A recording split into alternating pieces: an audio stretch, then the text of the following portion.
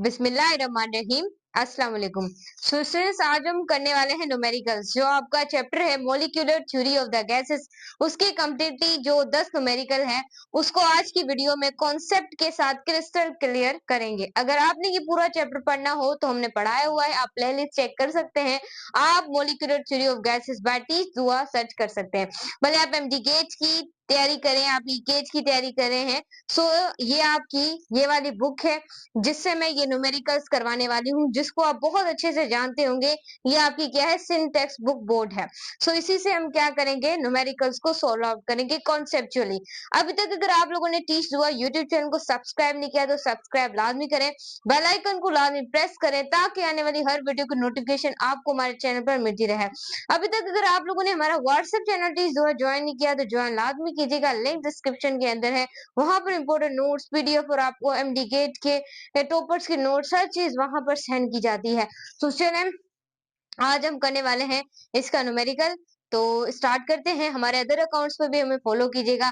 Instagram पर हमें follow कीजिए टीच दुआ, फेसबुक पर दुआ इज़हारा और टिकटॉक के ऊपर भी दुआ इज़हारा। तो चलिए स्टार्ट करते हैं। स्टूडेंट्स, चलिए न्यूमेरिकल पढ़ते हैं कि फर्स्ट न्यूमेरिकल में आपको क्या कहा गया है, क्योंकि हम फॉलो करेंगे आपका सीक्वेंस। सो सीक्वेंस के साथ साथ हम यहाँ पर करते जाएंगे। सो चलें, इसको देखने वाले हैं। सो पहला न्यूमेरिकल आपको दिया हुआ है the freezing point of the mercury, यानी एक मरकरी है उसका फ्रीजिंग पॉइंट जो है मरकरी का वो है -39 सेंटीग्रेड है। उसे हमने कन्वर्ट करना है फ़ारेनहाइट, यानी कि सेल्सियस में चीज गिवन है, आपको इसे कन्वर्ट किस में करना है, फ़ारेनहाइट स्केल में। ये कन्वर्जन ऑफ स्केल्स मैंने आपको पढ़ाया हुआ है, आप वीडियो देख सकते हैं। उसके बाद कन्वर्ट इनटू फ़ारेनहाइट इसे कंफर्ट लेवल। उसके बाद एक टेम्परेचर दिया हुआ 20 सेंटीग्रेड, उसको केल्विन के अंदर चेंज करना है। पहले वाले को आपने सेल्सियस से फ़ारेनहाइट में चेंज करना है और नीचे वाले में सेल्सियस से आपको केल्विन के अंदर चेंज करना है। सो चले, इसकी हम पहले डेटा बना लेते हैं। तो डेटा इसकी क्या होगी, सो यहाँ पर आपने देखिएगा क्लियर तरीके से आपने देखना है, किसी चीज को मिस नहीं करना है। देखो आपको नजर आ रहा है क्लियरली तरीके से। इसको थोड़ा और सही कर लेते हैं, इससे कुछ इस तरीके से क्लियर है। अभी और भी क्लियर नजर आ रहा होगा। अब स्टूडेंट्स, यहाँ से आपने देखना है फर्स्ट, आपको 39 से सेंटीग्रेड में जो फर्स्ट है वो दिया हुआ है -39 सेंटीग्रेड। उसके बाद आपको इसे कन्वर्ट करना है किसमें, फ़ारेनहाइट के अंदर। और दूसरी अगर कंडीशन की बात करें, तो दूसरी कंडीशन के अंदर आपको दिया हुआ है टेम्परेचर। टेम्परेचर आपको लोगों को कितना दिया हुआ है, देखें 20 डिग्री सेंटीग्रेड। आपको किसमें चेंज करना है, इसे केल्विन के अंदर चेंज करना है। बच्चों, ये सारी चीजें ना मैं आपको क्रिस्टल क्लियर पढ़ा चुकी हूँ, आप वीडियो चेक कर सकते हैं। अब अगर स्टूडेंट्स हम इनका सोल्यूशन करना चाहें तो यहाँ पर इसका सोल्यूशन कर लेते हैं कुछ इस तरीके से। अब स्टूडेंट्स, मैंने आपको हर एक चीज पढ़ाई हुई है। अब आप याद रखिएगा कि फ़ारेनहाइट को सेल्सियस में कैसे कन्वर्ट करते हैं। सो सिंपलीफाई, आपने यहाँ पर अगर फॉर्मूला याद ना हो तो यहाँ पर टेम्परेचर ऑफ फ़ारेनहाइट आपने लिख देना है। और आपने 5.9, देखिए 5.9 लिखेंगे तो आपको थोड़ा मसला होगा डिविजन्स करने में। इसको आप डिवाइड करेंगे तो आपके पास आंसर आएगा 1.8, तो आप इसकी जगह 1.8 भी लिख सकते हैं। क्लियर है माय स्टूडेंट? मैंने आपको ये फॉर्मूला करवाया था फ़ारेनहाइट से किस तरीके से सेल्सियस में जाते हैं, लेकिन ये थोड़ा सा डिविजन्स में चला जाएगा, आपको थोड़ी मुश्किल होगी। तो इस जगह पे आप क्या लिख सकते हैं, 1.8 भी लिख सकते हैं। तो यहाँ पर मैं 1.8 सेंटीग्रेड लिखती हूँ। और सेंटीग्रेड लिखने के बाद यहाँ पर प्लस कर देना है आपने 273 से। क्लियर है? प्लस किसके साथ कर देना है, आप सॉरी प्लस कर देंगे आप 32 से। यहाँ पर आप सेल्सियस से आप फ़ारेनहाइट से सेल्सियस में जाएंगे। अब यहाँ पर आप फ़ारेनहाइट, यहाँ पर 1.8 है, इसको मल्टीप्लाई करवा देना है, जो सेंटीग्रेड का है 39 प्लस आपने क्या करवा देना है 32। क्लियर है? अब आप इसको मल्टीप्लाई करवा लें। तो चले मैं यहाँ पर करवा लेती हूँ मल्टीप्लाई इसको। सो यहाँ से ध्यान से आपने देखना है। तो अगर यहाँ 1.8 को अगर हम मल्टीप्लाई करवाते हैं इसके साथ 39 के साथ, सो यहाँ पर आप देखिएगा ये आता है 70.2 प्लस 32। अगर इसको हम 32 से करवाते हैं, यहाँ पर देखिएगा, गौर से देखिएगा, 70 70.2, इसको आपने प्लस कराना है 32 के साथ। हो गया सही भाई? ये कितना हो गया? गौर से देखिए यहाँ पर आप लोग। सो इसलिए जब आप इसको प्लस करेंगे सो आप लोगों के पास जो आंसर आएगा वो आएगा, यहाँ पर माइनस का था ना, तो इस तरीके से आप यहाँ पर माइनस लगा सकते हैं। क्लियर है? अब यहाँ पर देखिएगा फ़ारेनहाइट से, तो आपके पास जो आंसर आ जाएगा वो आएगा -38.2 क्या आएगा फ़ारेनहाइट। क्लियर हो गई? थोड़ा टेढ़ा तो नहीं आ रहा ना आपको? तो थोड़ा आपने चेक कर लेना, मैं सही सही करके लिख देती हूँ। देखिएगा यहाँ पर TF is equal to -38.2 Fahrenheit. Clear हो गया? तो देखो ये आपको नजर आ रहा है, क्लियर तरीके से आना चाहिए। सो ये आपको क्लियर नजर आ रहा है। अब सेकंड अगर आपको जाना है टेम्परेचर इन सेंटीग्रेड से आपको जाना है केल्विन के अंदर, तो आसान तरीका है। अब आपको केल्विन से जाना है, किससे जाना है? केल्विन से जाना है। केल्विन से आपको सेंटीग्रेड के अंदर जाना है। तो सिंपल है, अगर आपको केल्विन से सेंटीग्रेड में जाना है तो +273 कर दें। अगर आपको सेल्सियस से केल्विन में जाना है तो -273 कर दें। सिंपलीफाई, ये दो फॉर्मूला है। यहाँ पर हमें देखें सेंटीग्रेड मिला हुआ है, हमें केल्विन मालूम करना है। सो केल्विन से सेंटीग्रेड में जाना है, सो आप ये वाला फॉर्मूला इस्तेमाल करेंगे। सो चलें इसको सॉल्व आउट करते हैं। सो चलें बच्चों, कॉन्सेप्ट को फील करते जाना है। कॉन्सेप्ट को फील करेंगे, न्यूमेरिकल आपके लिए पिछली बार 2025 के अंदर इसका एक सवाल भी आया हुआ है प्रीवियसली टेस्ट के अंदर, इस वजह से ये याद रखिएगा। अब हम जा रहे हैं केल्विन से सेंटीग्रेड में जा रहे हैं, तो +273 करेंगे। तो यहाँ पर सेंटीग्रेड, सेंटीग्रेड हमारे पास 20 है, +273 कर लें आप लोग। T kelvin is equal to आज जो आएगा वो आएगा 293 केल्विन। क्लियर हो गया? न्यूमेरिकल को नोट कर ले, हम आगे वाले न्यूमेरिकल की तरफ चलते हैं। इसे स्टूडेंट्स आप लोग यहाँ से नोट कर सकते हैं। तो अब स्टूडेंट्स अब हम करने वाले हैं सेकंड न्यूमेरिकल। आई होप आपने वो नोट कर लिया हो। नोट करना लाजमी होता है, तो नोट किया करे चीजों को। सही हो गया? देखो मेरा माइक चल रहा है, नहीं चल रहा है, चल रहा है। So students 2 the boiling point of the liquid, boiling point जो लिक्विड का है वो है नाइट्रोजन का। कितना फ़ारेनहाइट में दिया हुआ है? -32.1 Fahrenheit. Change in equivalent kelvin temperature, हमें इसमें किसमें चेंज करना है? केल्विन टेम्परेचर के अंदर चेंज करना है इस सेकंड न्यूमेरिकल को फ़ारेनहाइट में। अब इसमें जब हम मैं कन्वर्जन ऑफ स्केल्स आप लोगों को पढ़ा रही थी, तो वहां पर मैंने आपको एक चीज बताई थी कि जब भी आपको किसी चीज का फॉर्मूला याद ना हो तो आपने क्या करना है? सिंप्लीफाई वो स्केल लिखना है। जैसे कि फॉर एग्जाम्पल मैंने जाना है केल्विन, केल्विन मुझे मालूम करना है और फ़ारेनहाइट मुझे मिला हुआ है। सो मुझे पता ही नहीं कि इसको केल्विन को मतलब कि फ़ारेनहाइट से केल्विन में इसको कैसे कन्वर्ट करूं, मुझे पता ही नहीं है। सो वो मैं स्केल लिखूंगी पहले। इस साइड पे मुझे क्या करना है? यहाँ पर फ़ारेनहाइट मुझे मिला हुआ है, मुझे केल्विन में जाना है। अब मैंने दोनों स्केल्स लिख लिए, मुझे पता ही नहीं इसका फॉर्मूला क्या है। तो सिंपल एक ट्रिक है, मैंने आपको एक लोअर फिक्स पॉइंट पढ़ाया था और मैंने एक अपर फिक्स पॉइंट आप लोगों को बताया था क्लियर तरीके से upper fix point and lower fix point, ये दो मैंने आप लोगों को चीजें बताई थी। इसको थोड़ा ध्यान में रखना है कि अपर फिक्स पॉइंट कौन सा होता है और लोअर फिक्स पॉइंट कौन सा होता है। अब मैंने आपको 3 स्केल पढ़ाए थे, एक सेंटीग्रेड पढ़ाया था, एक फ़ारेनहाइट पढ़ाया था, एक केल्विन पढ़ाया था। मैंने कहा था कि सेंटीग्रेड का अपर फिक्स पॉइंट क्या होता है, आप लोगों को सबको पता होगा कि अपर फिक्स पॉइंट और लोअर फिक्स पॉइंट का, मुझे इतना तो आप लोगों का पता है कि आपको क्लियर होगा। उसके बाद सेंटीग्रेड में तो ये स्टीम पॉइंट भी आप लोग इसे कहते हैं, स्टीम पॉइंट कहते हैं, अपर वाले को बॉइलिंग पॉइंट कहते हैं। सो ये सारी चीजें आपने याद रखनी है। तो जो लोअर फिक्स पॉइंट होता है उसे आइस पॉइंट भी कहते हैं आप लोग। सो ये सारी चीजें आप लोगों ने क्या करनी है? याद रखनी है। अब सेंटीग्रेड में आप लोगों ने जाना है, तो सिंप्लीफाई, इसका 100 सेंटीग्रेड है, इसका 0 सेंटीग्रेड होगा। और अगर फ़ारेनहाइट है, फ़ारेनहाइट का अपर फिक्स पॉइंट कितना होता है? 212 फ़ारेनहाइट। और लोअर फिक्स पॉइंट कितना होता है?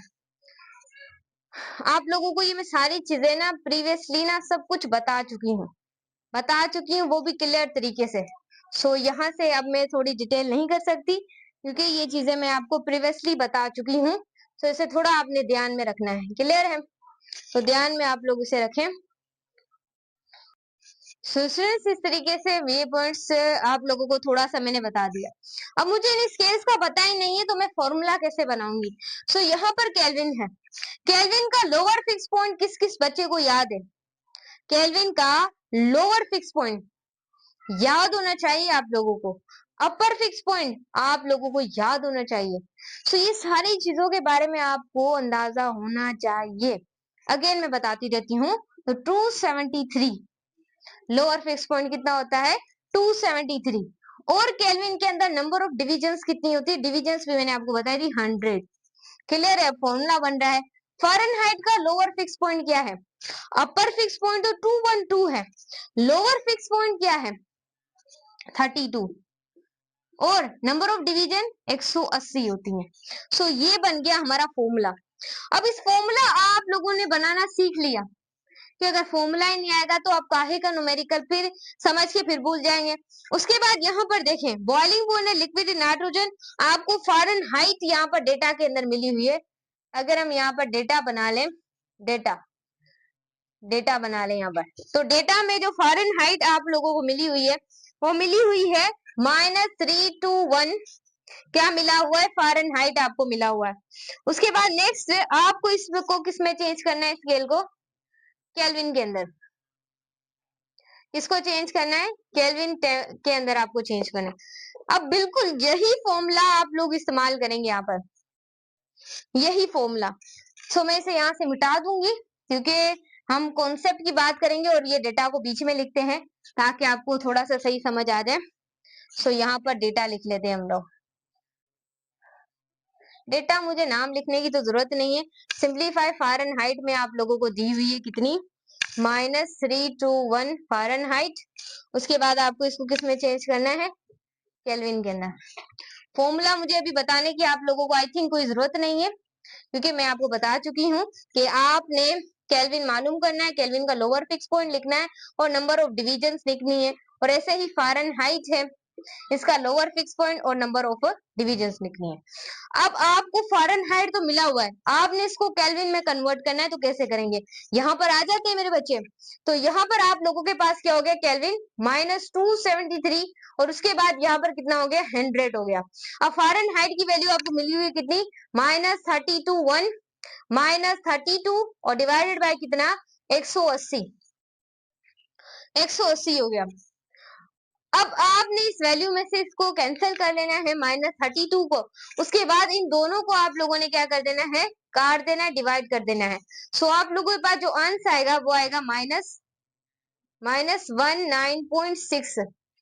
सही। और इधर साइड इसको आपने ले आना है केल्विन को -273 में। क्लियर हो गया? उसके बाद आपने कुछ इस तरीके से, ये माइनस का है वहां आके ये प्लस का हो जाएगा और ये तो यहाँ पर माइनस का ही रहेगा। तो -19.6 प्लस यहाँ पर क्या आ जाएगा? 273। आपको किस में चेंज करना है? केल्विन के अंदर। अब माइनस प्लस माइनस होता है, इस वैल्यू को काटे तो आप लोगों के पास आएगी -76.9 केल्विन। लेकिन आपको इसको थोड़ा और अगर एब्सोल्यूट कर लें आप लोग, थोड़ा और इसे एब्सोल्यूट कर लें तो आई थिंक ये 77 केल्विन के बराबर हो सकती है। तो बुक के अंदर क्या है उसे भी थोड़ा सा पक्का कर लेते हैं। 77 केल्विन है। तो इसे आप नोट कर सकते हैं, मैं हट जाती हूँ। नोट कर लें स्टूडेंट्स। सो स्टूडेंट्स अब हम करने वाले हैं न्यूमेरिकल नंबर 3। इसकी डेटा, इसकी न्यूमेरिकल पढ़ते हैं। Calculate the volume occupied. आपने वॉल्यूम को मालूम करना है जो कि घेरा हुआ है, ऑक्यूपाई किया हुआ है ग्राम मोल। ग्राम मोल का मतलब होता है 1 मोल। सही है? किसी भी गैस ने, तो ये कोई भी कंटेनर है और उस कंटेनर के अंदर क्या है स्टूडेंट? कोई ना कोई यहाँ पर बोल रहे हैं कि गैस मौजूद है, गैस मौजूद है और उसने जो ऑक्यूपाई किया हुआ है वॉल्यूम, घेरा हुआ है वॉल्यूम, वो पता नहीं है सवाल के अंदर। वो सवाल के अंदर है पता नहीं है। और ये गैस कितनी है? 1 मोल गैस है। कितनी मोल गैस है? 1 मोल गैस है, ये चीज आपको पता है। उसके बाद यहाँ पर कहा जा रहा है, और यहाँ पर टेम्परेचर, टेम्परेचर 0 सेंटीग्रेड का मतलब है 273 केल्विन, ये चीजें आपको बताऊंगी। उसके बाद आगे लिखा हुआ है प्रेशर दिया हुआ है 1.0, इस गैस के, इस कंटेनर के ऊपर जो प्रेशर दिया हुआ है वो 1 atm है। आप, और उसके बाद सवाल एटमॉस्फेयर, किसी भी एटमॉस्फेयर, यानी कोई कंटेनर है, उस कंटेनर के अंदर गैस है, और गैस के अंदर नंबर ऑफ मोल्स है वो 1 मोल है, और उसके बाद टेम्परेचर है 0 सेंटीग्रेड। 0 सेंटीग्रेड का मतलब होता है 273 केल्विन। उसके बाद यहाँ पर प्रेशर जो है वो कितना दिया हुआ है? 1 atm दिया हुआ है। आपको क्या मालूम करना है? वॉल्यूम मालूम करना है। सो स्टार्ट करते हैं। डेटा को जरा आप लोगों ने गौर से देखना है। मैं यहाँ से इस चीज को मिटा लूं। देखिए, आपको कॉन्सेप्ट फील करना है, फिजिक्स को फील करना है। मैं बताती रहती हूँ आप लोगों को, फिजिक्स को फील करना है। सही हो गया। अब अगर मैं सॉल्व करना चाहूँ तो मैं न्यूमेरिकल को इजिली, न्यूमेरिकल नंबर थर्ड को यहाँ पर सोल्व आउट कर सकती हूँ। वॉल्यूम मुझे मालूम करना है, क्योंकि वॉल्यूम मुझे इन्होंने दिया नहीं है। सो मैं वॉल्यूम को कैलकुलेट करूंगी। उसके बाद इन्होंने मुझे मोल दिए हुए हैं। मोल कितने दिए हुए हैं? 1 मोल दिया हुआ है। एम लिख दूं तो समझ आना। उसके बाद यहाँ टेम्परेचर 0 सेंटीग्रेड का मतलब होता है 273 केल्विन। अभी बच्चे तो रहे नहीं, सारा समझा चुकी हूँ चैप्टर के अंदर। उसके बाद मेरे बच्चे, यहाँ पर प्रेशर दिया हुआ है 1 atm। अब बच्चों, एमडी गेट जो है ना, वो इस चैप्टर में से स्केल्स चेंजिंग पे बहुत ज्यादा सवाल आते हैं। ऐसे सवाल बहुत ज्यादा आते हैं, ये मैं आपको अभी बता दूं, केज के अंदर भी। क्योंकि एमडी गेट वाले समझते हैं कि इनको इतनी कैलकुलेशन एमडी गेट के बच्चों को आती नहीं है। सो अगर उनको, उनकी सोच को अगर आपने बिगाड़ना है, कुछ अच्छा करना है, तो आपको पता, आपने इस वैल्यू को याद रखना है। 1 atm बराबर होता है 1.01 मल्टीप्लाई 10⁵ atm। सही, ये आपने प्रेशर याद रख लेना है।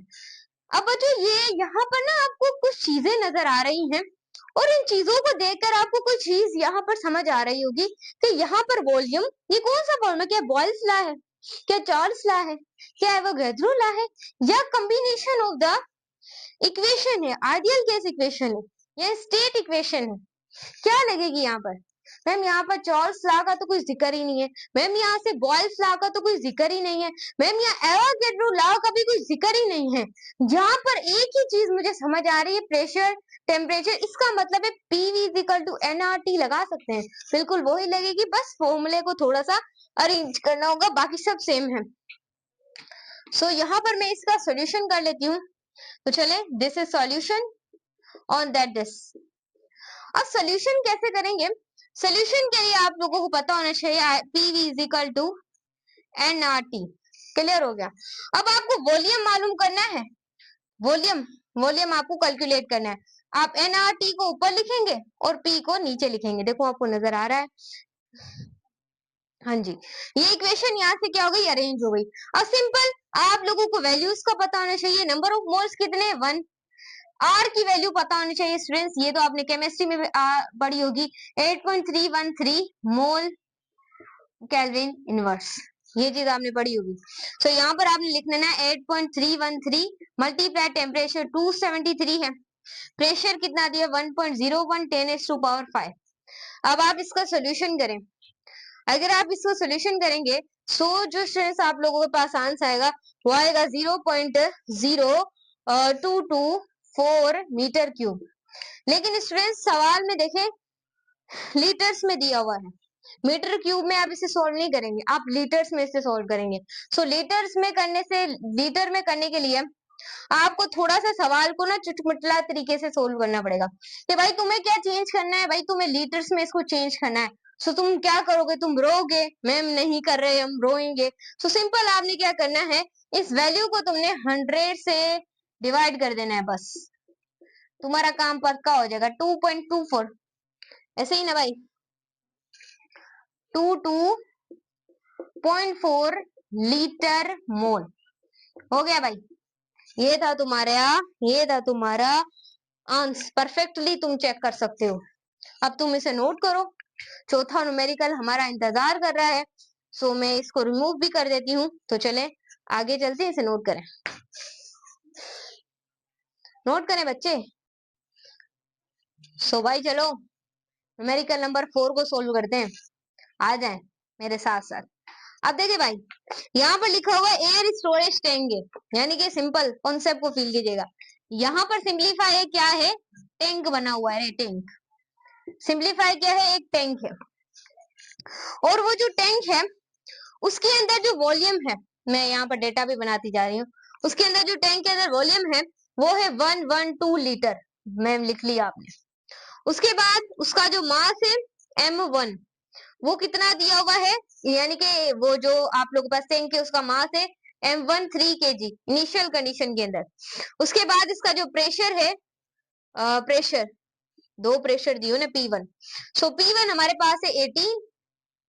उसके बाद नेक्स्ट हमारे पास दिया हुआ है, हाँ, इसमें कितना मास है, यानी कि M2 कितना इंक्रीज हुआ है, यानी कि आपको M2 मास कितना इंक्रीज हुआ ये आपको मालूम करना है इस सवाल के अंदर।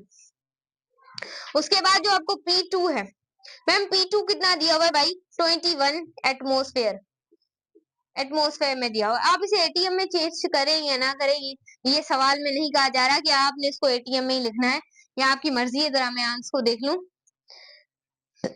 यहाँ पर सिर्फ आपने M2 मालूम करना है और कोई बड़ी बात करनी ही नहीं यहाँ पे। सो सोल्यूशन की तरफ मेरे बच्चे आ जाते हैं एक लाइन लगाने के बाद। सो चलें सोल्यूशन कर लेते हैं। अब यहाँ पर अगर मैं सोल्यूशन करूं, सो यहाँ पर देखिएगा, this is me on the solution, solution go ना। सो बच्चा देखें, यहाँ पर लगेगा आपका सिंपलीफाई बॉयल्स लॉ लगेगा, लेकिन थोड़ा सा दिमाग वाली चीजें आपको पता चलेगी। मैंने आपको रिलेशन बताया था, P1 is equal to V1, P2 is equal to V2, ma'am ये आपने बताया था हमें। लेकिन बच्चों P1 is equal to V1, यहाँ पर हमारा मास भी गिवन है, इस वजह से मास को हम डिवीजन में लिखेंगे, P2 is equal to V2 is equal to M2। अब यहाँ पर V1 और V2, V1 और V2 वो बराबर किसके हैं, V के बराबर है। सो में से लिखने की कोई जरूरत नहीं है कि V1 और V2 जो है वो किसके बराबर है, V के बराबर है। तो इस V को हमें लिखने की कोई जरूरत नहीं है, मैं क्लास 11 में चीजें आपको बता चुकी हूँ। अब सिंपलीफाई भाई तुमने करना क्या है, वॉल्यूम को यहाँ से हटा दो, तो P1 is equal to M1 हो जाएगा और P2 is equal to M2 हो जाएगा। थोड़ा सा दिमाग लगाना, थोड़ा सा दिमाग लगाना, सवाल बहुत आसान है, सिर्फ कॉन्सेप्ट पर डिपेंड करता है, सिर्फ कॉन्सेप्ट पर। अब यहाँ पर आपने कितना मास इंक्रीज हुआ, M2 कितना इंक्रीज हुआ है, वो सवाल आपको बोल रहा है कि भाई हमें मालूम करके दे दो, तू मालूम करके दे। अब देखो यहाँ पर M2 में यहाँ पर ले आए और P2 is equal to M1 divided by हमारे पास क्या आ जाएगा, P1। क्लियर हो गया। अब तुम इधर वैल्यू पुट करो, कुछ भी ना खाओ, वैल्यू पुट करो। P2 कितना है 21, M1 कितना है 3, P1 कितना है भाई, P1 तो कहाँ है 18।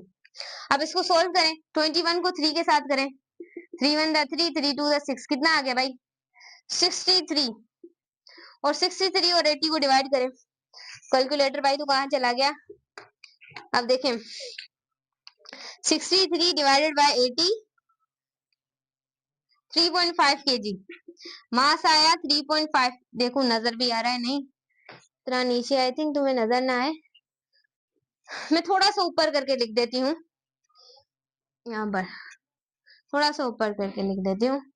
तो यहाँ पर M2 इज इक्वल टू, यहाँ पर P2 आप लोगों के पास कितना है भाई, P2 कितना है 21, 21 मल्टीप्लाई बाय 3 और इधर आ जाएगा भाई 80।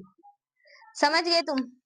अब 21 को 3 के साथ किया तो आई थिंक 63 आया था, एक बार और करके देख लेते हैं, 3 1 3 3 60, 63 और 80, 63 और 80 को जब सॉल्व किया था 3.5 kg आया था ना, अभी अभी हमें।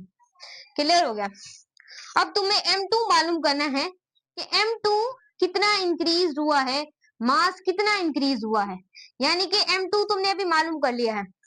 अब डिफरेंस मालूम करना है, दोनों मासेस का डिफरेंस भी आपको कहा जा रहा है, अब वो आप मालूम करना है। तो सिंपलीफाई आप लिखेंगे delta M is equal to M2 minus M1, delta M is equal to, यानी कि तुम्हें डिफरेंस मालूम करना है इसका। देखें ऐसे ही है जी।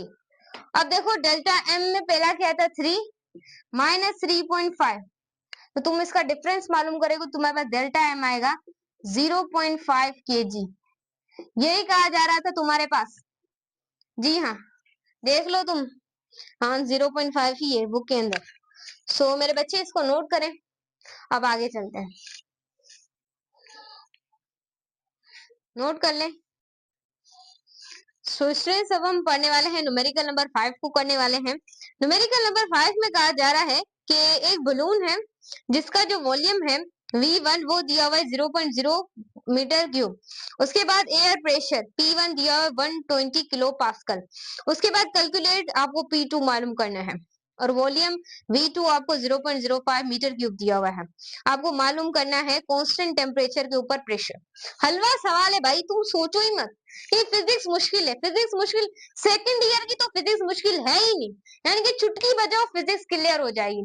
इतनी आसान फिजिक्स है, मैं सच बता रही हूँ, कोई मुश्किल बात को इसके अंदर तो भाई इतनी कैलकुलेशंस भी नहीं है एज कम्पेयर टू द आप फर्स्ट ईयर की फिजिक्स देखें, वो थोड़ी हार्ड थी, बट ये इजी है। तो चलें, डेटा तो मैं बना लें आप, तो चलें डेटा बना लेते हैं। सबसे पहले आपको वॉल्यूम 1 दिया हुआ है कितना भाई, 0.04 मीटर क्यूब। V2 भी साथ में लिख लेती हूँ पहले। V2 कितना दिया हुआ है, जल्दी दिख जा, 0.05 मीटर क्यूब। सही हो गया। उसके बाद नेक्स्ट तूने क्या किया है, प्रेशर 1 तुम्हें दिया हुआ है 120 किलो पास्कल। सही हो गया। उसके बाद तुमने P2 को मालूम करना है, सिंप्लीफाई, एक कांस्टेंट टेम्परेचर पे ऊपर तुम्हें मालूम करना है। क्लियर हो गया। ये बस तुम्हारी डेटा है। अब तुम यहाँ पे इसका सोल्यूशन करो। This is solution. अब यहाँ पर तुमने सोचे समझे, तुम्हें पता तो चल गया होगा यहाँ पे कौन सा फॉर्मूला लगेगा। इतना तो तुम्हें पता चल गया होगा कि यहाँ पर बॉयल्स लॉ लगेगा। और बॉयल्स लॉ किसके बराबर होता है, P1 is equal to V1 is equal to P2 is equal to V2। Clear है। अब यहाँ पर आके थोड़ा और हल कर लेते हैं। यहाँ पर तुम्हें मालूम करना है V2, तो सिंप्लीफाई तुम यहाँ पर लिखोगे P1 is equal to P1, P1 is equal to V1। सही लिख रहे हैं ना। उसके बाद यहाँ पर तुम्हारे पास तुम्हें मालूम V2 करना है ना, V2 करना है भाई तुम्हें मालूम, क्या हो गया P2। क्लियर हो गया। और यहाँ पर तुम क्या लिख दो, V2 लिख दो। क्लियर है। P2 इज इक्वल टू, अब P1 कितना दिया हुआ है, P1 देखो 120 किलो पास्कल, इसको मल्टीप्लाई करो वॉल्यूम V1 0.04, V2 कितना दिया हुआ है 0.05, P2 को तुम इसको मल्टीप्लाई करो, इसको इससे डिवाइड करो, तो तुम्हारे पास जो आंसर आएगा वो आएगा 192। किलो का मतलब होता है, देखिए किलो पास्कल है ना, किलो का मतलब है 10⁻3, 10⁻3। क्लियर हो गया। अब अगर पास्कल है ना, अगर ऐसा करें पॉइंट यहाँ पर है, इसे एक डिजिट आगे ले जाएं, एक डिजिट और आगे ले जाएं, तो ऐसा नहीं हो जाएगा 1.92, अभी 10⁻4 दो बार आगे गया, इसका मतलब 10⁻5 पास्कल। क्या सवाल ये तुम्हें कह रहा है, क्या सवाल तुम्हारा तुम्हें मुंह खोल खोल के कह रहा है कि मैम इसका आंसर आएगा 1.92 10⁻5 पास्कल। इसे नोट करें, आगे चलते हैं।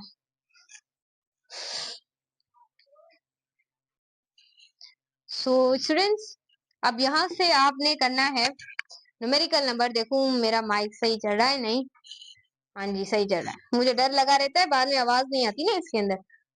न्यूमेरिकल नंबर 6, इसमें कहा जा रहा है भाई, गौर से तू सुनेगा। अब देखिए मोलर मास जो है नाइट्रोजन का वो कितना दिया हुआ है 28 ग्राम मोल। उसके बाद यहाँ पर इसका गिवन मास भी आपको दिया हुआ है और नाइट्रोजन का आपको मोलर मास भी दिया हुआ है। गिवन मास कितना है 28 और मोलर मास कितना है 100 ग्राम। कैलकुलेट, पहले कंडीशन में तुमने इसके नंबर ऑफ मोल्स करने हैं और दूसरी कंडीशन में तुमने वॉल्यूम मालूम करना है, जबकि टेम्परेचर तुम्हें 20 सेंटीग्रेड दिया हुआ है। भाई हलवा सवाल है, हलवा सवाल है, बिल्कुल क्लियर हो जाएगा, ध्यान से देखिएगा। न्यूमेरिकल नंबर 6, थोड़ा सा कॉन्सेप्ट लगेगा मेरे बच्चे और कुछ भी नहीं लगेगा, यहाँ पे सिर्फ कॉन्सेप्ट लगेगा। गिवन मास कितना है नाइट्रोजन भाई की, कितना है, तुम्हें कितना दिया हुआ है 28 ग्राम मोल इनवर्ट तुम्हें दिया हुआ है। उसके बाद नाइट्रोजन का तुम्हें मोलर मास कितना दिया हुआ है भाई, मोलर मास दिया हुआ है 100 ग्राम दिया हुआ है तुम्हें। उसके बाद सिंप्लीफाई तुमने करना क्या है, पहली कंडीशन में तुम्हें इसके नंबर ऑफ मोल्स मालूम करने हैं।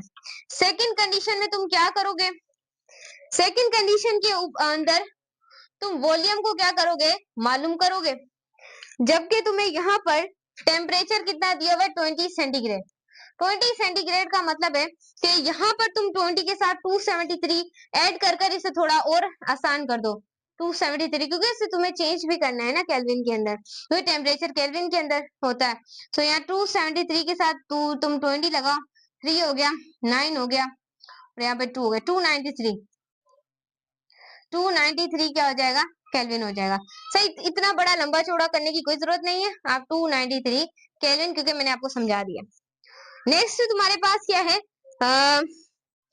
जी हाँ, टेम्परेचर। अब प्रेशर तुम्हें पता है कितना होगा, 180 में, इसका मतलब 0 10⁵ पास्कल हो जाएगा। सही, ये दो कंडीशन है और तुमने सोल्व करनी है, बस मैंने थोड़ा करवाना है, समझ तो तुम गए होगे कि भाई देखो, नाइट्रोजन का तुम्हें गिवन मास दिया हुआ है 28 ग्राम मोल, तुम्हें नाइट्रोजन का मोलर मास भी दिया हुआ है, कितना दिया हुआ है, 100 ग्राम। तुम्हें नाइट्रोजन के नंबर ऑफ मोल्स को मालूम करना है। उसके बाद यहाँ पर सेकेंड कंडीशन के ऊपर तुम्हें वॉल्यूम मालूम करना है, जबकि टेम्परेचर तुम्हारे पास था 293 केल्विन। अब वो क्या भाई मैं करवा देते हैं, क्योंकि बच्चों थोड़ी सी तो मुश्किल होगी, अभी अभी आए हैं आप लोग। तो यहाँ पर देखिएगा, नंबर ऑफ मोल्स मालूम करने का फॉर्मूला क्या है, given mass upon molar mass. Given mass तुम्हारे पास 28 है, मोलर मास तुम्हारे पास 100 है। इसको सोल्व करो, इसको सोल्व कर लेते हैं ना भाई। कितना है 28 को तुम डिवाइड कर दो 100 के साथ, हमारे पास आ जाएगा 0.28 ग्राम मास आ गया। क्लियर हो गया। अब ये तुम्हारे पास मास आ गया है, नीचे में तुमने वॉल्यूम मालूम करना है। सेकेंड कंडीशन के अंदर, तुम्हें इसका वॉल्यूम मालूम करना है, तो कैसे करोगे मैम, आसान है, आपने इक्वेशन बताई थी, P is equal to nRT, यहीं पर लगेगी। तुम्हें वॉल्यूम मालूम करना है तो nRT इज इक्वल टू तुम्हें यहाँ पे P कर देना है। क्लियर हो गया। नंबर ऑफ मोल्स कितने हैं, 1 multiply by number of moles दिए हुए हैं या नहीं, 1 ही है। और यहाँ पर R की वैल्यू 8.313, टेम्परेचर है 293, और प्रेशर कितना दिया हुआ है 1.01 10⁻⁴ पास्कल। इसे तू सोल्व कर, कितना आंसर आएगा, चलिए करके देख लेते हैं। 0.086 मीटर क्यूब, 0.086 मीटर क्यूब। लेकिन हमें बुक के अंदर मीटर क्यूब में तो चाहिए नहीं, हमें किसके अंदर चाहिए, बुक वालों ने दिया है कि तुम्हें डीएम क्यूब में निकालना है। डीएम क्यूब में तो चले डीएम क्यूब के साथ 100 से डिवाइड कर दें, 0.086 को डिवाइड कर दें 100 से, तो जो तुम्हारा आंसर है 86 डीएम क्यूब। नोट कर ले, इससे आगे चलते हैं, नोट कर ले। सो स्टूडेंट्स, यहाँ पर अब हम करने वाले हैं न्यूमेरिकल नंबर 7। तो इसे देखिएगा जरा, एक सैंपल है गैस का, उस सैंपल ऑफ गैस के अंदर कोई भी सैंपल है, उसके अंदर आपको नंबर ऑफ एटम्स दिए हुए हैं, कितने दिए हुए हैं, 3.0 10⁻24। Calculate the volume of the gas, तुम्हें किसी भी गैस का वॉल्यूम को मालूम करना है। उसके बाद भाई तुम्हें दिया गया टेम्परेचर, टेम्परेचर तुम्हारे पास है 300 केल्विन, और उसके बाद प्रेशर तुम्हारे पास है 120 किलो पास्कल। तुमने यहाँ पर मालूम करना है वॉल्यूम। बहुत आसान है भाई, मुश्किल बात ही नहीं है ना, ही मुश्किल काम है, तो चले कर लेते हैं। सो यहाँ पर सबसे पहले वही मेगा डेटा, हम डेटा बनाते हैं, तो डेटा बना लेते हैं। नंबर ऑफ एटम्स कितने दिए हैं, नंबर ऑफ एटम्स दिए कितने हुए हैं यहाँ पर 3.0 मल्टीप्लाई 10⁻24। उसके बाद तुमने वॉल्यूम को कैलकुलेट करना है, सीधी बात, नोट उल्टी बात। उसके बाद नेक्स्ट हमारे पास है टेम्परेचर दिया हुआ है 300 केल्विन। क्लियर हो गया। तुम्हें प्रेशर कितना दिया हुआ है 120 किलो पास्कल। क्लियर हो गया भाई। इसे तुम अब हल करो, सोल्यूशन करते हैं इसका। मैम आप सोल्यूशन करें, तो चले सोल्यूशन कर लेते हैं यहाँ पर। अब बच्चों यहाँ पर आपको ना नंबर ऑफ मोल्स तो पता ही नहीं है, और ना ही आपको दिए हुए हैं। आप वॉल्यूम मालूम करने के लिए हम जब इक्वेशन लगाते हैं, जनरल गैस इक्वेशन, तो उसके अंदर हमें नंबर ऑफ मोल्स भी चाहिए होते हैं, लेकिन यहाँ पर नंबर ऑफ मोल्स नहीं है। सो नंबर ऑफ मोल्स को निकालने के लिए हम थोड़ी सी ट्रिक इस्तेमाल करेंगे। यहाँ पर देखिएगा, देखें, नंबर ऑफ मोल्स तुमने निकालने हैं। सो नंबर ऑफ मोल्स को निकालने के लिए यहाँ पर तुम्हारे पास फॉर्मूला था एवागेड्रोस फॉर्मूला, Na से जिसे आप शो करते थे, एवागेड्रोस, जिसे आप कहते हैं साइंटिस्ट था एवागेड्रोस, जिसने एवागेड्रो नंबर्स के बारे में बताया था। ये सब आप केमिस्ट्री के अंदर क्या कर चुके हैं, पढ़ चुके हैं। सो यहाँ पर तुमने ध्यान से इसको सुनना है। क्लियर है। अब यहाँ से थोड़ा तुमने दिमाग लगाना है। मैम कैसे दिमाग लगाएंगे? यहाँ पर तुम्हारे पास क्या है, नंबर ऑफ एटम्स, इसको डिवाइड करवा देना है तुमने नंबर ऑफ मोलिक्यूल से। क्लियर है? यहाँ पर तुम्हें नंबर ऑफ मोल्स मिल जाएंगे। तो नंबर ऑफ मोल्स निकालने के लिए नंबर ऑफ एटम्स कितने हुए, 3.0 10⁻24। नंबर ऑफ मोलिक्यूल्स होते हैं एवोगैड्रो 6.02 10⁻23। इसे सोल्व आउट करें, आपके पास आंसर आएगा 0.5 मोल। क्लियर हो गया? अब तुमने नंबर ऑफ मोल्स निकाली, ये डेटा को यहाँ से रिमूव करेंगे क्योंकि ये थोड़ी लंबी हो रही है और लंबी चीजें हम देखते नहीं, आपको बताइए। सो यहाँ पर नंबर ऑफ मोल्स आपको मिल गए, तो इतना कॉन्सेप्ट आपका क्लियर हो जाएगा। चले, अब तुम्हें मालूम करना था वॉल्यूम। सो तुम वही इक्वेशन लगाओगे, PV is equal to NRT, तुम लगाओगे एनआरटी लगाओगे, सही। वॉल्यूम तुम्हें मालूम करना है तो NRT is equal to P, V is equal to number of moles अभी निकाले थे 0.5 या 8.313। टेम्परेचर है 300। देखो नजर आ रहा है तुम्हें? नहीं मैम बोर्ड पे इतनी खाली जगह पड़ेगी, लेकिन हमें फिर भी नजर आ रहा है। प्रेशर कितना दिया हुआ है, किलो पास्कल है, पास्कल में चेंज करें इसको, 1.2 10⁻5। पॉइंट इधर जाएगा, दो डिजिट आगे गया, और किलो का मतलब है 3, आगे गया तो 2 पॉइंट बढ़ गया, सही हो गया। अब यहाँ पर क्या है, 1.2 10⁻5। इसे सोल्व आउट करें, सो 7 का है मीटर क्यूब के अंदर, आपने बस इसका आ जाएगा 0.0, बुक के अंदर है 104 मीटर क्यूब। इन्होंने इधर डीएम क्यूब में चेंज नहीं किया, तो हम भी नहीं करेंगे। सो आप इसे नोट कर ले, यहाँ पर इस चीज को नोट कर लीजिएगा। हम आगे चलते हैं, नोट करें यहाँ पर। सो स्टूडेंट्स अब हम करने वाले हैं न्यूमेरिकल नंबर 8 को, तो देखिएगा जरा गौर से, तो पढ़ते हैं। न्यूमेरिकल नंबर 8 में आपको कहा जा रहा है कि calculate the root mean speed, यानी कि आपने रूट मीन स्पीड को कैलकुलेट करना है।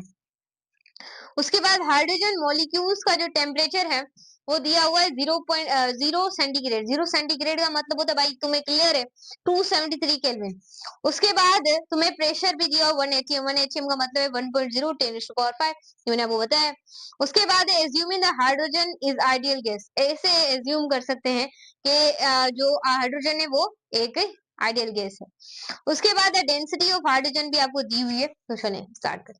मैं मालूम क्या करना है, आपने रूट मीन स्पीड को कैलकुलेट करना है। अब तुम सिंपलीफाई की डेटा बना लो, तो टेम्परेचर तुम्हें दिया हुआ 273 केल्विन। उसके बाद तुम्हारे पास प्रेशर तुम्हें दिया हुआ 1 atm, इसका मतलब है 1.0 10⁻5 पास्कल। उसके बाद सिंपलीफाई, तुम्हारे पास इसकी डेंसिटी पता है तुम्हें कितनी दी हुई है, 8.99 10⁻2 किलोग्राम पर मीटर क्यूब, सही है, इसकी यूनिट है डेंसिटी का। अब यही है, हाँ जी। अब तुम्हें वी मालूम करनी, VRMS, रूट मीन स्क्वायर, तुम्हें रूट मीन स्क्वायर, इस वजह से MRS लिखा है, सॉरी RMS लिखा है। अब इसका सोल्यूशन कर लेते हैं। सोल्यूशन भी बहुत आसान है, मैं थोड़ा सा इसको सही करके लिख दूं। रूट मीन स्क्वायर को, रूट मीन स्क्वायर तुम्हें मालूम करना है। सो रूट मीन स्क्वायर का फॉर्मूला देख लें यहाँ पर। रूट मीन स्क्वायर यहाँ पर बराबर होता है 3p अपॉन डेंसिटी के। क्लियर हो गया? डेंसिटी को थोड़ा सही लिख दूं, क्लियर हो गया। अब VRMS is equal to 3 multiply by, अब P तुम्हें कितना दिया हुआ है, 1.01 10⁻5। उसके बाद तुम्हें डेंसिटी कितनी दी हुई है, कितनी दी हुई है, 8.99 10⁻⁻2। इसे कैलकुलेट करें, आप इन दोनों को डिवाइड करें, उसके बाद इसका रेडिकल कर दें। सो जो तुम्हारे पास अभी आंसर आएगा वो आएगा 1835 पॉइंट आएगा 86 मीटर इनवर्स। नोट कर ले मेरे बच्चे, देखें, इसे नोट आउट कर ले नोट। अब मैं हट जाती हूँ, तो चलें अभी आगे वाला सोल्व करते हैं। 9। 9 भी बिल्कुल सेम है, लेकिन थोड़ा सा कॉन्सेप्ट है जो कि अक्सर न्यूमेरिकल्स के अंदर होता है। 9 में कहा जा रहा है, मैं यहाँ पर ले आती हूँ बुक को, calculate the root mean square. यहाँ पर भी तुम्हें रूट मीन स्क्वायर को कैलकुलेट करना है। तुम्हें हाइड्रोजन मॉलिक्यूल का टेम्परेचर दिया हुआ है 500 केल्विन। इसमें नंबर ऑफ प्रोटॉन्स दिए हुए हैं 1.67। उनका नंबर ऑफ प्रोटॉन का तुम्हें मास दिया हुआ है। एक्स्ट्रा उन्होंने चीज ना थोड़ा तुम्हें कॉन्सेप्ट बताने के लिए दी है। तुमने गुस्सा नहीं करना, बस समझना है इसको, वही सेम है, लेकिन थोड़ा सा मास आपने तुम्हें कर दिया है इन्होंने। उसके बाद के की वैल्यू भी तुम्हें दी हुई है, जो कि बोल्ट्जमैन कांस्टेंट, बोल्ट्जमैन कांस्टेंट का आपको पता होगा, जो कि आप लोगों को प्रेशर का डिफरेंस बताता है, P is equal to 1/3 PV square. So वहां पर जो के होता है वो बोल्ट्जमैन कांस्टेंट होता है। के इज इक्वल टू, आपको पता है के अपॉन ये इसको, जो के होता है उसके अंदर उसे आप बोल्ट्जमैन कांस्टेंट कहते हैं, जो आप रिलेशन पढ़ते हैं सो उसके अंदर। सो इसकी वैल्यू भी दी हुई है, तो चलें कैलकुलेट करते हैं। थोड़ा सा यहाँ पर देखिएगा मैम, थोड़ा सा क्यों देखें, हम ज्यादा देखेंगे, तो चलें। अब आपने रूट मीन स्क्वायर को मालूम करना है तुमने। उसके बाद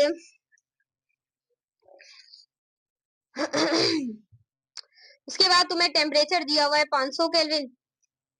उसके बाद नंबर ऑफ प्रोटॉन का मास दिया हुआ है, वो कितना दिया हुआ है 1.67 10⁻27 kg। नेक्स्ट तुम्हारे पास जो के की वैल्यू है वो है 1.38 10⁻23। इसके आगे लिखा हुआ है जॉल मॉलिक्यूल। ये लिखने की मुझे जरूरत नहीं है, बस जॉल लिख ले, जॉल लिख ले। क्लियर है?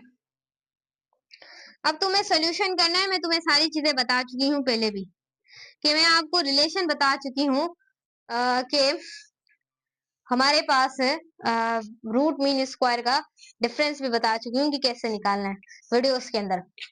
तो v इज इक्वल टू, यहाँ पर सिंप्लीफाई 3kT आ जाएगा और डिवाइडेड बाय m लगाएं तुम। तो यहाँ पर तुम्हें root square, root mean square, जब ऐसी कंडीशन आ जाए तुम्हें मास दिया हो तो सिंपल तुमने क्या करना है, 3 को मल्टी के की वैल्यू 3.1.38 याद भी कर लीजिएगा, कहीं कहीं ये गिवन नहीं होती। उसके बाद टेम्परेचर कितना है 500 केल्विन। उसके बाद मास तुम्हारे पास कितना दिया हुआ है 1.67 10⁻27 kg। अब तुमने इसको मल्टीप्लाई करना है इन तीनों को। उसके बाद इन तीनों को मल्टीप्लाई कराकर यहाँ पर लिखना है। उसके बाद इन दोनों को डिवाइड कर देना है। तो सिंपल हम यहाँ पर आंसर इसका लिख देते हैं। So answer note it now. So इसका आंसर जो आप लोगों के पास आएगा वो आएगा 24892489, ऐसे ही है ना 89, और यहाँ पर हमारे पास आ जाएगा 49 मीटर इनवर्स। ये तुम्हारा क्या है आंसर। फिर उसके बाद स्टूडेंट्स इसका रेडी कर ले लेना है। सो तुम्हारे पास ये आंसर आ जाएगा। नोट करें, आगे चलते हैं। नोट कर ले, यहाँ पर मैं खड़ी हूँ थोड़ा सा, चले आगे चलते हैं।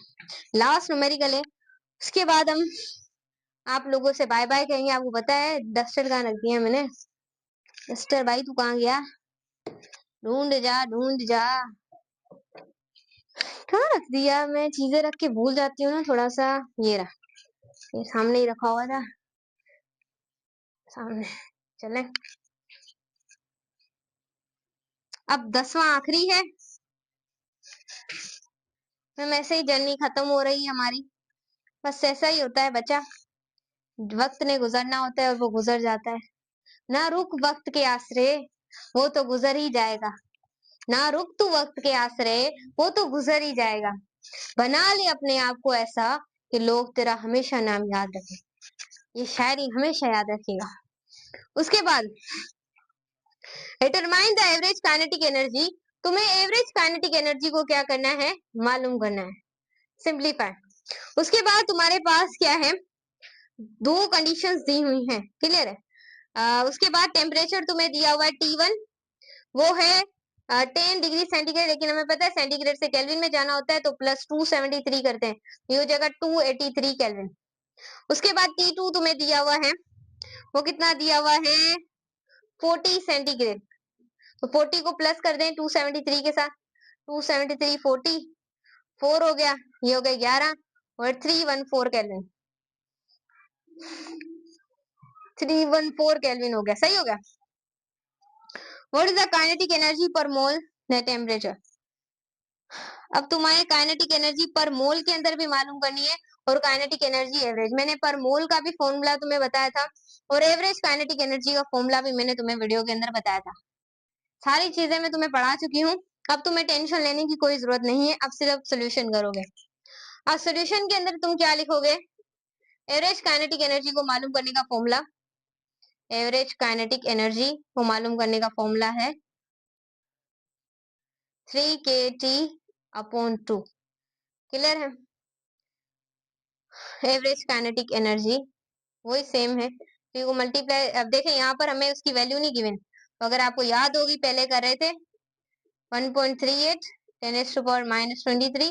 टेम्परेचर हमें पहले मालूम करना है इसका, पहले के अंदर 10 सेंटीग्रेड भी मालूम करना है ये वैल्यू रखकर, उसके बाद 40 सेंटीग्रेड भी तुम्हें वैल्यू रखकर मालूम करना पड़ेगा। सो दो तुम्हें इसकी कंडीशंस करनी पड़ेंगी। तो तुम्हें सेंटीग्रेड का क्या निकला था पहले वाले का 283, यहाँ टेम्परेचर वो पुट करना है, उसके बाद 2। अब इसे तुमने सोल्व करना है, सिंपल ऐसे ही है ना। हाँ जी, इसे सोल्व आउट करेंगे हम लोग।